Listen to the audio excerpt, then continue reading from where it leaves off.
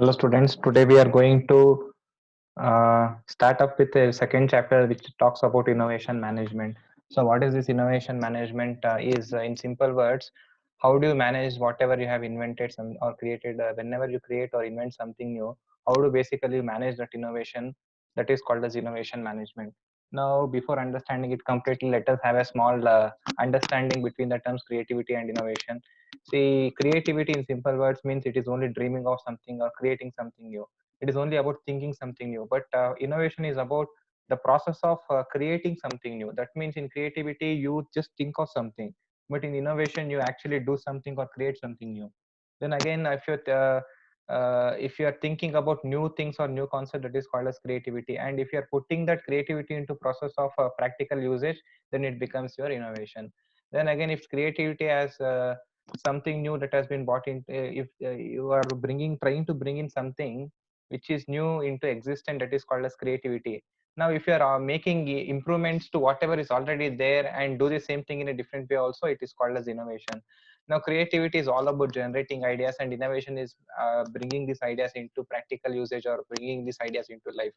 For example, if you want to design a vehicle which can two-wheeler or a four-wheeler which can fly in the air, that is called as creativity.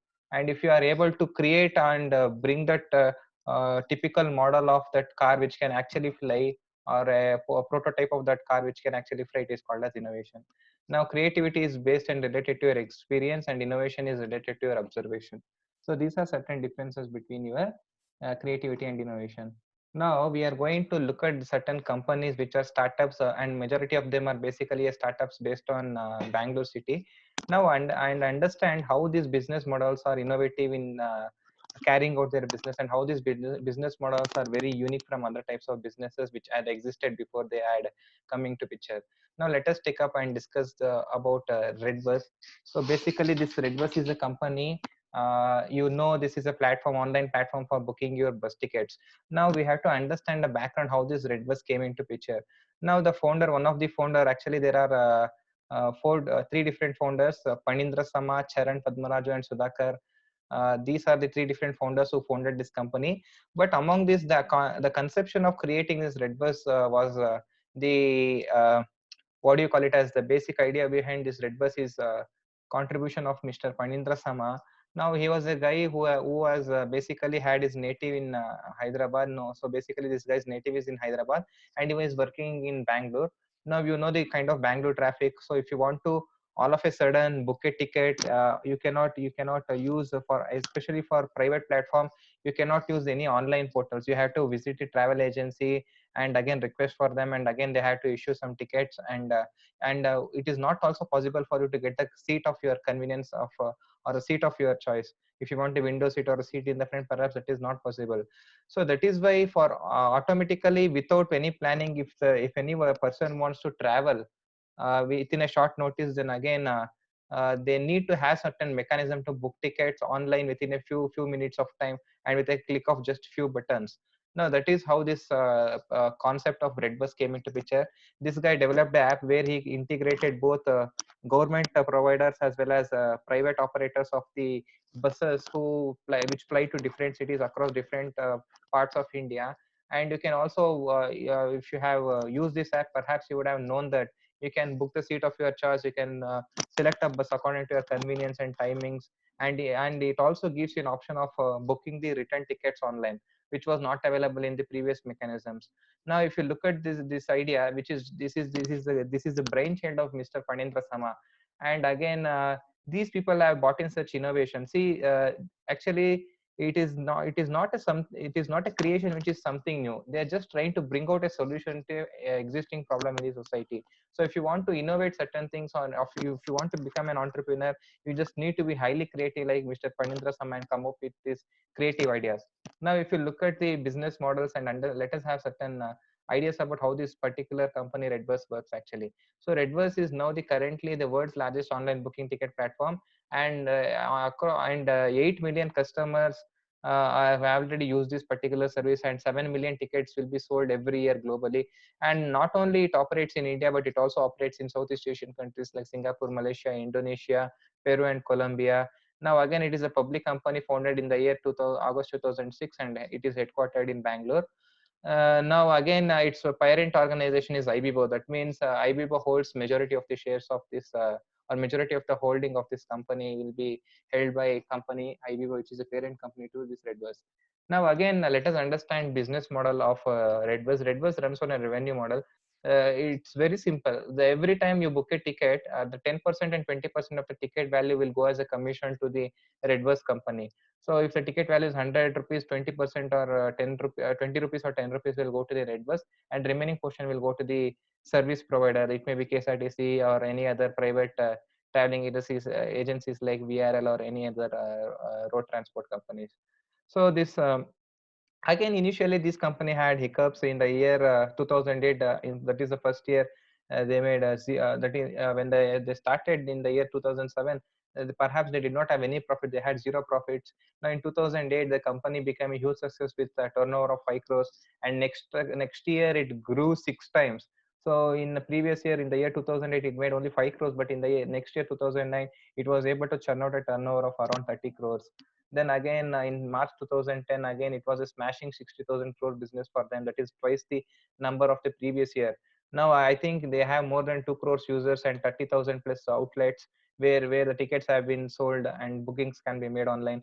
And it travel more than 80,000 routes will be operated under this particular service provider, and 2,300 bus operators in 24 states also enables their services to be synced in with this Redbus model or Redbus business idea. So it is now currently standing as India's largest online booking ticket organization. So this company is the best example about how creative and innovative you can be, and can venture into an entrepreneurship and start up your own company and make it a global success, not only in India but a global success, and entirely create two different business phenomenon. Now again, similarly, we also can discuss about another company called as Flipkart. Now we knew that past employees of or ex-employees of Amazon started this company in the year 2007. That is, it was started with Sachin Bansal and Binny Bansal. Now they copied this. Actually, they did not do anything new, so they just copied the idea and just recreated and recreated in such a way that suit the needs of Indian users. That's all. So like Amazon, we knew if the history of Amazon, if you people know history of Amazon, it just came up as an online bookseller. Even Flipkart also did the same. It just launched as an online bookseller. Then later, Amazon came up with different varieties of products that hundreds plus categories of varieties is now available in Amazon. Similarly, Flipkart also on later point of time, it became a major e-commerce platform operating into India, and recently it is also acquired by Walmart. So in order to be a successful businessman, certain times it needs to you to copy also. Certain times copying the ideas of others and just tuning it to the needs of the customers in your targeted market base will also help you to be very innovative and creative, and make a successful business. That is what these two founders of Flipkart has done so far. Now I think the company has over 160 million users, and 150 plus million plus products across 80 plus categories have been sold daily. And if you have to understand the business model of Flipkart, this Flipkart is, as you know, it works on a model called as B2C, that is business to customer model or business to consumer model. So it has been turned into a marketplace rather than just selling the books online. Now what it does basically, it just connects the sellers and buyers. That means there are certain sellers who at one point at the one end who just want to sell certain categories of products, and on the other end there are customers who just want to buy certain products of their choice. So this is just a platform where they connect sellers and buyers, and charge commission to sellers on every purchase that is made by the buyers. So this is how they make up their revenues. And today they sell everything from smartphones, accessories, apparel, clothing, lifestyle products to fast moving consumer goods, to almost everything. So this is how they became successful out of their creative and innovative idea. Now again, there is one more company called as Vola. So this is a company which is a cab aggregator company. So basically, if you want to travel in a taxi, earlier used to have a individual taxi drivers running or flying their own taxis. Now after the invention of this Vola, it came up with a basic idea. So what it did, it just added a technology to the it just added technology to the existing taxi business in India. So basically it generated a GPS mechanism where, and it also created an online platform or an online app, so that users those who want to travel to different parts of the city can just book their ride, and in a few minutes the riders would arrive at their doorsteps. So what they basically did is they just bought in all the taxi drivers and the private taxi companies onto a single platform, and they fixed the fare for it, fare for every kilometer. So how much the base fare, what we call it as base fare for every kilometer, they just fix. And after every ride, the 30% commission will go to Ola, and remaining 70% would go to the private taxi drivers. So this is the model basically which they follow. And now if you see, they are more than they are there, we can find these services more across 100 cities of India, both in tier 1 and tier 2 cities, and more than 15 lakh driver partners have been included under this system of Ola. Now again, this company was started by two IIT Bombay graduate, Bhavish Agarwal and Ankit Bhati. Now from the year 2017 and 2017 onwards, they have also started auto and bike pooling services, and recently they have also started Ola Pedal, that is the facilitate bicycle sharing service also, to facilitate last mile connectivity. So in case if other types of vehicles are not available in remote areas where you stay, you can use the bicycle sharing service. So this is how creative they had been, and over a period of time they are just trying to bring in more sorts of transportation systems. Earlier it started with only cars or taxis. Now they have added auto. Now again they have added bike to their category, and again they have also added bicycles. So this is how creative and innovative these business people are. Now again, the next type of company, which is again a creative idea, built upon a creative and innovative idea, is called as Big Basket. So if you want to understand about Big Basket, it is one of the largest online grocery platforms. Now again, it was founded by V.S. Sudhakar, Hari Menon, Vipul Parekh, V.S. Ramesh, and Abhinay Churi. So basically, you have 5 different persons who just came up with a common idea.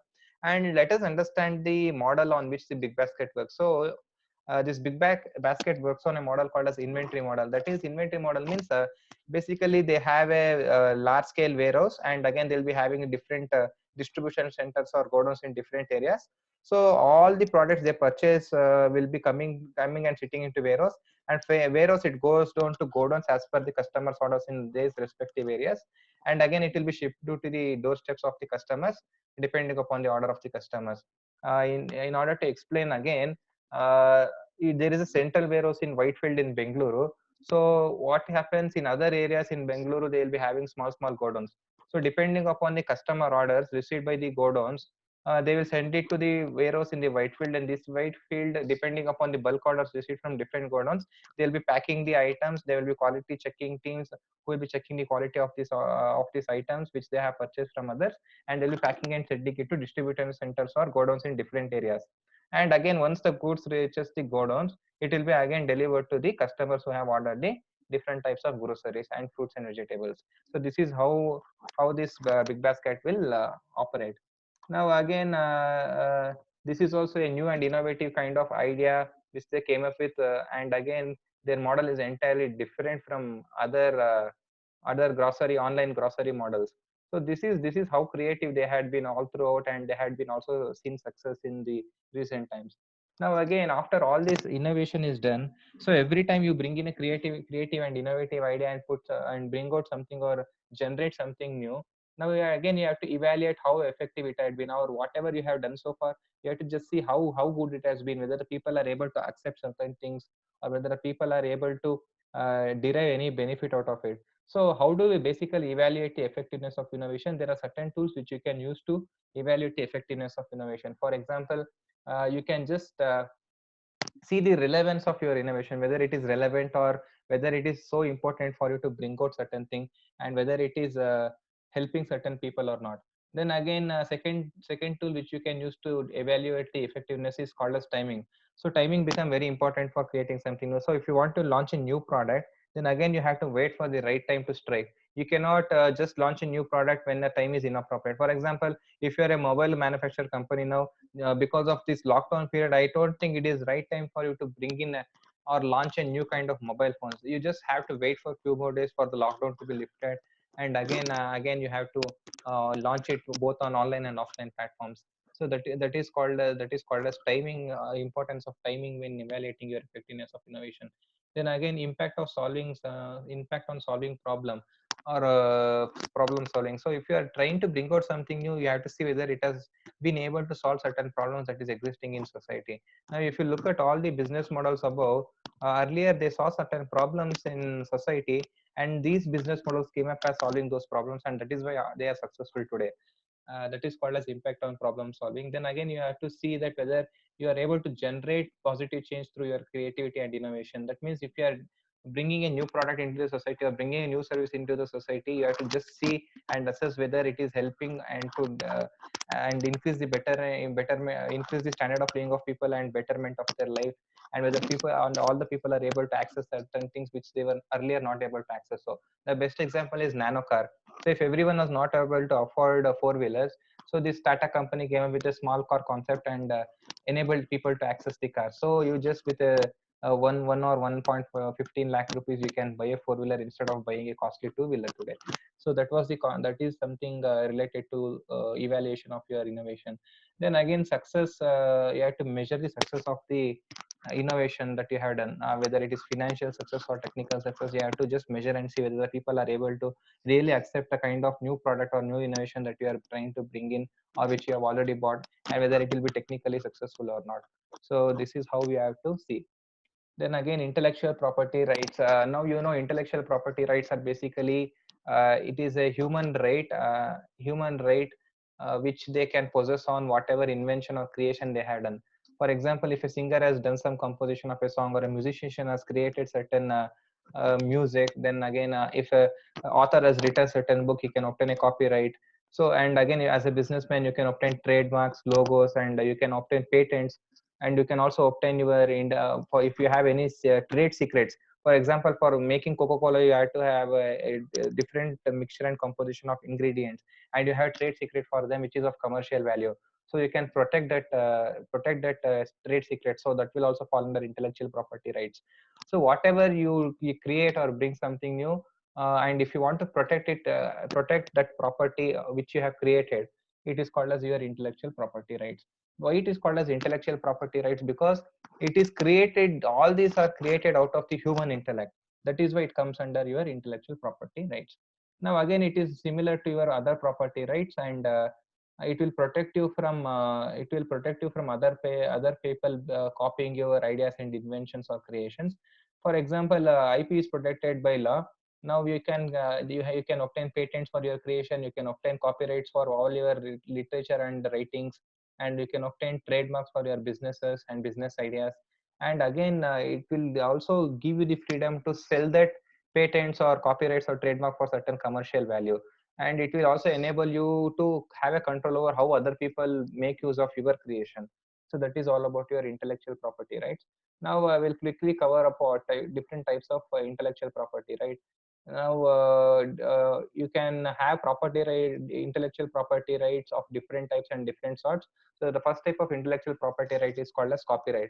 For example, if you are if you are writing certain book, authoring certain book, or composing certain music, or doing some art or paint or any drawing, or sculpting certain idol, or if you are creating any motions or movies or films, or developing certain computer programs or database, and if you do certain creative advertisements and develop certain max and technical drawings, for all these intellectual ideas of your own and intellectual creation, you can obtain an intellectual property right called as copyright.